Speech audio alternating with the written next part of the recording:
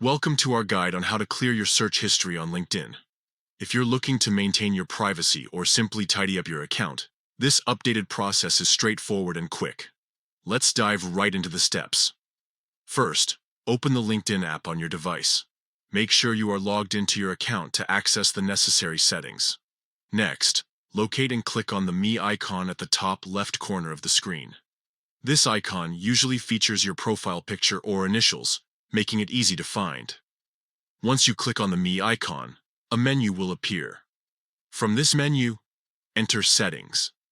This section allows you to manage various aspects of your LinkedIn account, including privacy settings. Now that you're in Settings, look for Data Privacy. Click on this option to proceed. This section is crucial as it contains all the settings related to how LinkedIn uses your data. Within Data Privacy, find and enter Search History. Here, you will see a list of all your past searches on LinkedIn. It's a good way to review what you've looked for previously. Finally, to clear your search history, click on Clear Search History. A confirmation pop-up will appear asking if you really want to delete this information. Confirm this action by selecting Clear again. And that's it. You've successfully cleared your search history on LinkedIn.